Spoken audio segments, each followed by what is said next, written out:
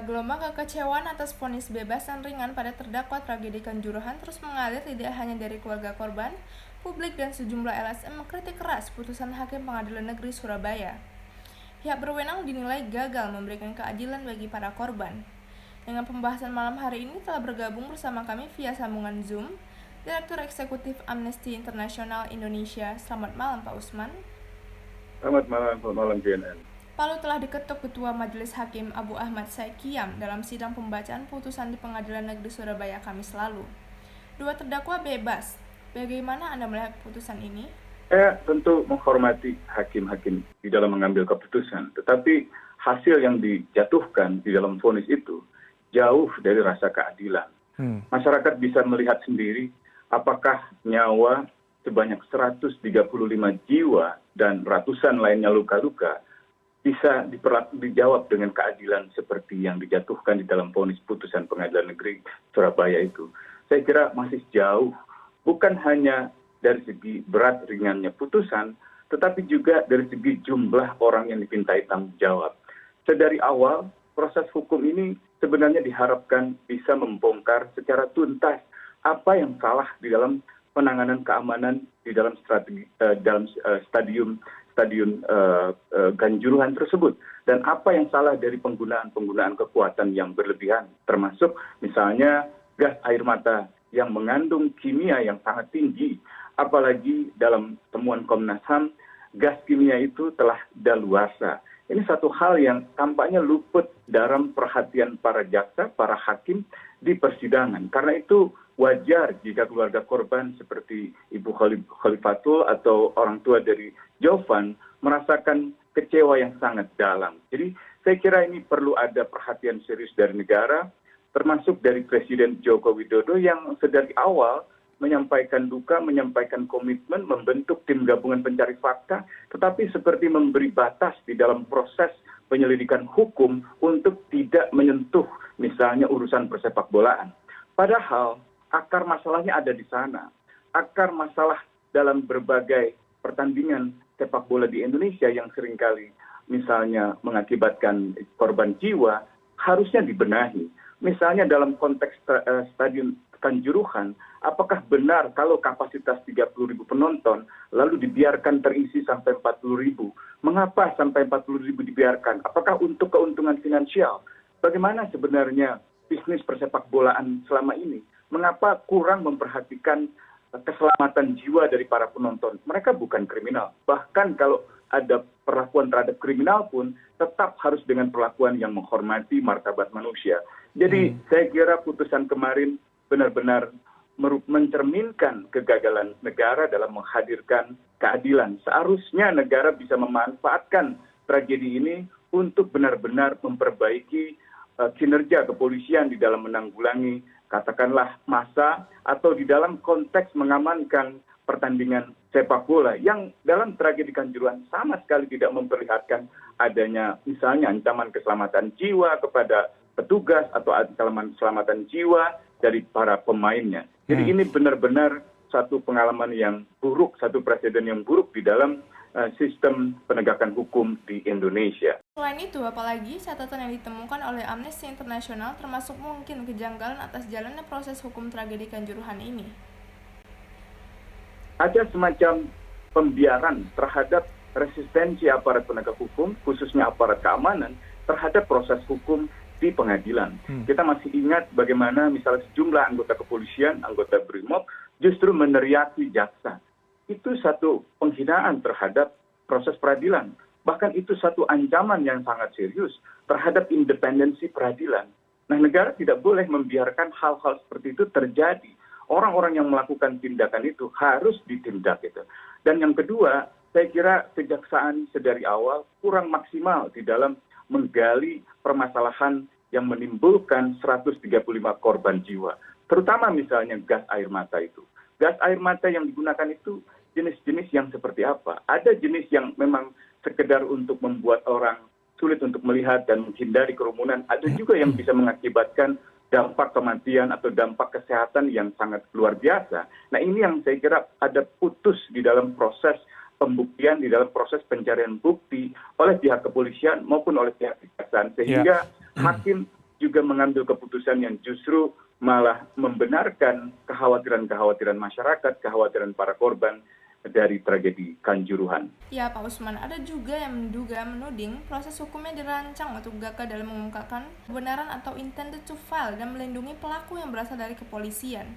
Tanggapan Anda seperti apa? Saya kira itu tepat, karena memang sedari awal proses pembuktiannya sangat minimalis. Ada usaha untuk mengurangi resiko maksimal. Ada usaha untuk katakanlah memisahkan seolah-olah ini sekedar kelalaian aparat dan tidak ada masalah dengan persepak bolaan kita.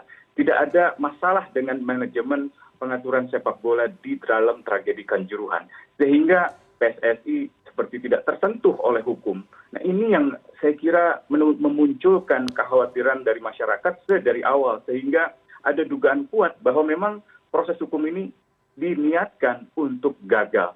Dengan katakanlah hanya memberikan risiko-risiko minimal bahwa seolah-olah sudah ada orang yang dibawa ke proses peradilan, bahwa mereka seolah-olah sudah dihukum, padahal yang dibawa tidak seluruhnya katakanlah orang-orang yang bertanggung jawab ke pengadilan, dan juga hukuman yang diberikan tidak mencerminkan rasa keadilan. Ya. Ini pukulan telak bagi keluarga korban untuk menyaksikan betapa keadilan di negeri ini semakin langka. Ya, dan sebelum kita memulai dialog ini, kami juga sudah berusaha untuk menghubungi kuasa hukum dari terdakwa maupun dari perwakilan dari pihak kepolisian, namun belum ada respon. Nah, selain itu juga, tadi saya sempat membaca di beberapa media begitu, ada yang menuntut agar majelis hakim yang mengajari perkaranya juga ikut diperiksa. Apakah menurut Anda hal ini perlu dilakukan? Tentu saja perlu. Komisi Yudisial perlu mengambil langkah proaktif itu. Bukan hanya Komisi Yudisial, tetapi juga Komisi Kejaksaan, bahkan Komisi Kepolisian.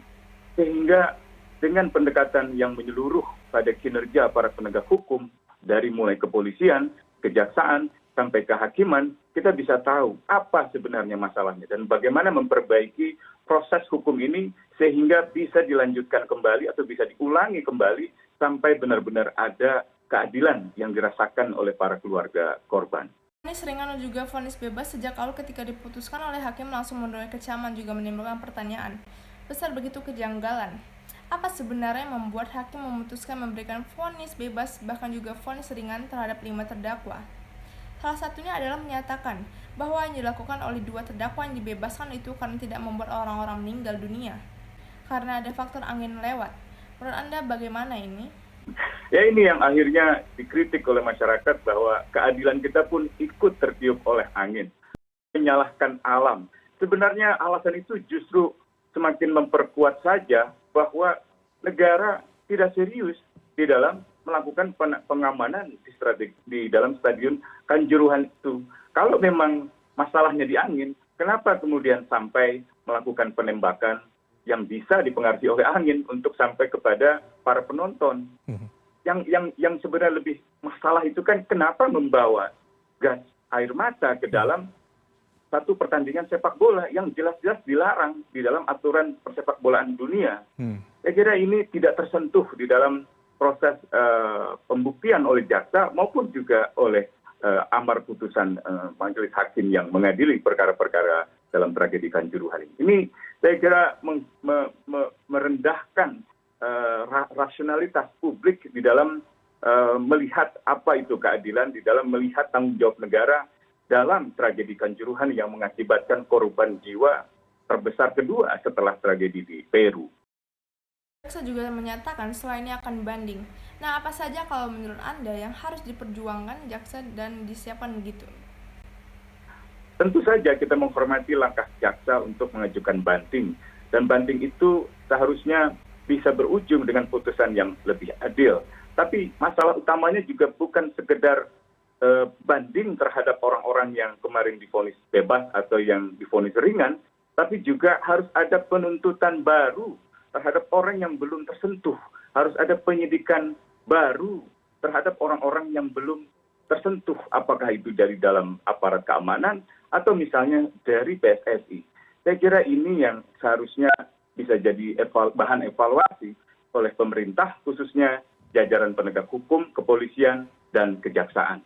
Iya, bahkan masih ada 1 orang yang sampai saat ini pun belum tersentuh dan belum diadili dengan alasan berkas belum lengkap begitu ya. Apa yang nantinya akan dilakukan oleh Amnesty International selanjutnya untuk mengawal agar rasa keadilan masyarakat ini bisa terpenuhi dalam tragedi Kanjuruhan? Amnesty akan menyuarakan tuntutan keluarga korban, termasuk para pendampingnya, tim advokat hukumnya, dan juga upaya-upaya misalnya komisi judisial, tandanya mereka bersedia untuk menempuh langkah-langkah penyelidikan terhadap dugaan perilaku tidak profesional dari para hakim. Dan bila perlu komisi kejaksaan, komisi kepolisian juga mengambil langkah untuk menelusuri kejanggalan-kejanggalan di dalam proses peradilan. Apakah prosesnya telah benar? Apakah ada proses yang menyimpang? Apakah ada proses yang disalahgunakan? Apakah ada orang-orang yang sengaja dari awal dilindungi atau dijauhkan sehingga ia tidak menjadi subjek dari investigasi atau dari penyelidikan, penyidikan, dan penuntutan oleh pihak kejaksaan, dan akhirnya mereka lolos dari jeratan hukuman. Itu yang mungkin penting untuk dijadikan bahan evaluasi. Ya, terakhir Bang Usman, selain kekecewaan, apa sebenarnya dampak vonis ini untuk keluarga korban dan masyarakat? Pada khususnya, Mereka tidak akan memiliki kepercayaan kepada pemerintah, kepada jajaran penegak hukum, dan mereka akan ragu bahwa peristiwa-peristiwa seperti ini di kemudian hari tidak akan terulang kembali. Saya kira ini mencoreng persepak bolaan di Indonesia, mencoreng wibawa negara, termasuk di dalam hal ini secara khusus adalah kepolisian. Jadi kalau perkara ini dibiarkan begini, maka pasti akan ada keberulangan di masa depan. Aparat yang ketika itu membawa katakanlah gas air mata akan tidak merasa penting untuk memperhatikan aspek larangan FIFA ke depan. Begitu pula para pemegang kendali atau pemegang komando dari aparat keamanan yang ketika itu, baik itu Polri maupun TNI, ya, di mana anggota TNI juga terlibat di dalam melakukan tindakan kekerasan berupa pemukulan, tendangan yang sangat tidak manusiawi, yang seharusnya tidak dilakukan terhadap orang-orang yang tidak dalam posisi mengancam keselamatan petugas, baik itu anggota Polri, anggota TNI, atau siapapun yang ketika itu berada di lapangan. baik, tentunya kita akan terus mengawal kasus ini dan memberikan rasa keadilan kepada para korban. Kedepannya, kita berharap bahwa proses hukum di Indonesia ini bisa berjalan seadil-adilnya dan tidak ada densus apapun dan tidak ada campur tangan dari pihak manapun. Itu, terima kasih Direktur Eksekutif Internasional Indonesia, Bang Usman, telah bergabung bersama Premis malam hari ini.